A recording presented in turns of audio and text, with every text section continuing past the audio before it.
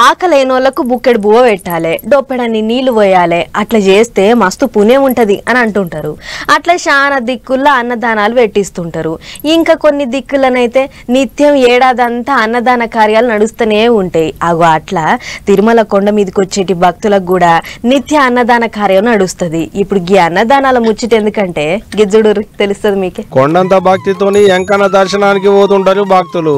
7 కొండలవాడ వెంకటరమణ అనుకుంటా ఎంకన్నని తలుసుకుంటా కొండలన్నీ ఎక్కి మొక్కులు పెట్టుకుంటుంటారు. అట్ట కొన్ని మాటల ఎంకన్న దర్శనానికి గంటలు కాదు రోజులకు రోజులు పడుతుంటది. అగో అట్ట లైన్లలో నిలబడి భక్తుల కొరకని ఎంకన్న కొండ మీద అన్నదాన కార్యం పెడతారనేటి ముచ్చట అందరికి ఎట్టుకున్నదే కదా. అట్టగా అన్నదాన కార్యాన్ని సాల్వ్ చేసి 40 ఏండ్లు అవుతుందట. 40 ఏండ్ల సంధి నిత్యం ఎంకన్న కొండ మీదకి వచ్చేటి భక్తులకు ఎంతమంది వస్తే అంతమందికి లేదనుకుంటా కాదనుకుంటా నిత్యం బువ్వ పెడుతూనే ఉన్నారట టీటీడోళ్ళు.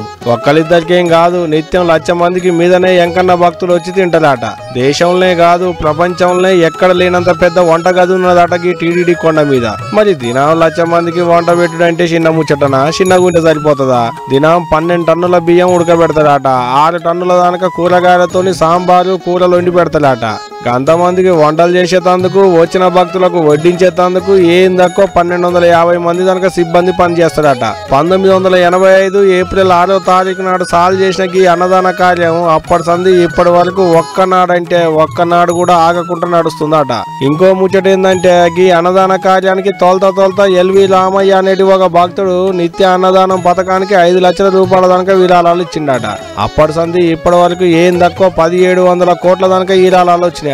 గదంతా బ్యాంకులో పెట్టి వచ్చిన మిత్తితోనికి నిత్య అన్నదాన కార్యం నడిపిస్తున్నాం అన్నట్టే చెప్పుకొస్తున్నారు టీటీడీ అధికారులు.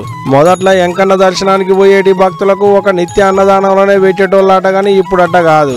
వైకుంఠ క్యూ కాంప్లెక్స్లు, క్యూ లైన్లు, యాత్రికుల వసతి సముదాయాలు, మొదటి సత్రం, అంబగీచా బస్టాండు, తిరుచానూరు పద్మావతి అమ్మవారి గుడి, తిరుపతిలో ఉన్న విష్ణు నివాసం, శ్రీనివాసం, ప్రభుత్వ ఆసుపత్రులు ఇట్ట అన్ని దిక్కుల్లో అన్నదాన కార్యం నడుస్తుందట.